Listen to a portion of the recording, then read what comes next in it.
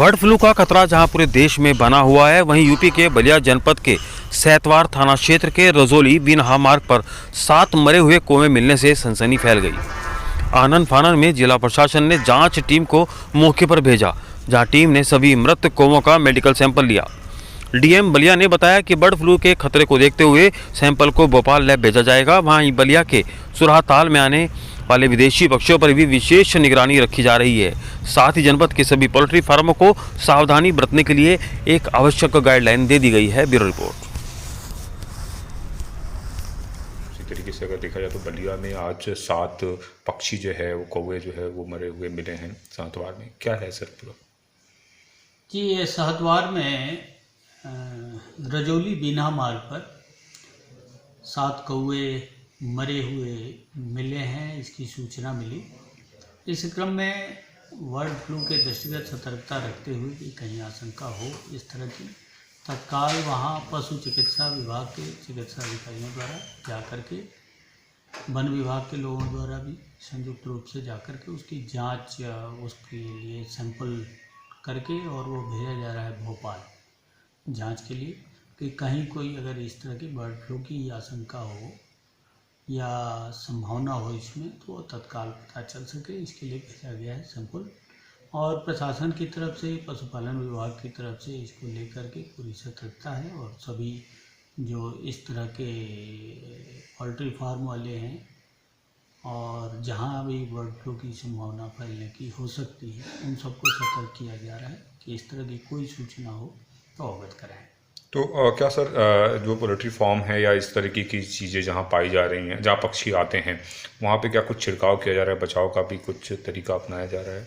जी, पशुपालन विभाग की तरफ से वो सारी चीज़ें कराई जा रही हैं और पशुपालकों को या जो ये डेयरी ये वाले हैं पोल्ट्री वाले, उन सबको ये क्या क्या सतर्कता रखनी चाहिए, क्या सावधानियाँ रखनी चाहिए, ये सारी ब्रीफ किए जा रहे हैं और वो सुनिश्चित कराया जा रहा है।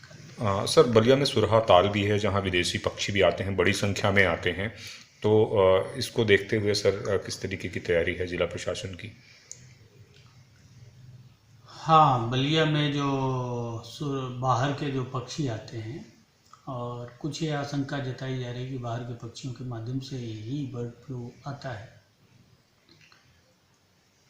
बड़ा क्षेत्र है सुरहाताल का, जो वाइल्ड लाइफ के अंतर्गत आता है, सेंचुरी घोषित है और सेंचुरी के लोग हैं, उनको भी निर्देशित किया गया है कि इस बारे में सतर्कता रखें। ऐसी कुछ छुटपुट शिकायतें भी मिल रही हैं कि जो बाहर के पक्षी आ रहे हैं उनका किसी तरह से ट्रैप करके उनको फंसाया जा रहा है और खाने की कार्रवाई की जा रही है, खाने में प्रयोग किया जा रहा है कुछ लोगों द्वारा या स्थानीय कुछ लोगों अगल बगल जो रहते हैं वहाँ।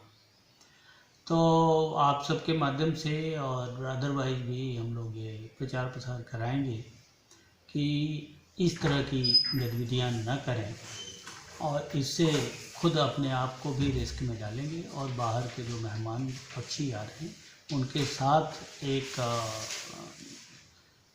हिंसा हो रही है, वो अलग है। साथ ही ये खुद अपने आप को बर्ड फ्लू के आशंका में डाल सकते हैं। तो ये आपके माध्यम से अपील भी है और ये हम लोग इंश्योर कराएंगे कि अगर कोई इस तरह का पाया गया तो उसके खिलाफ विधिक कार्रवाई की जाए। सर एक अहम जो चीज़ है वो बर्ड फ्लू को कोरोना से जो जोड़ती है वो ये है कि अगर कोई कोरोना पॉजिटिव है तो हम उसके पास नहीं जाते, उसके करीब नहीं जाते।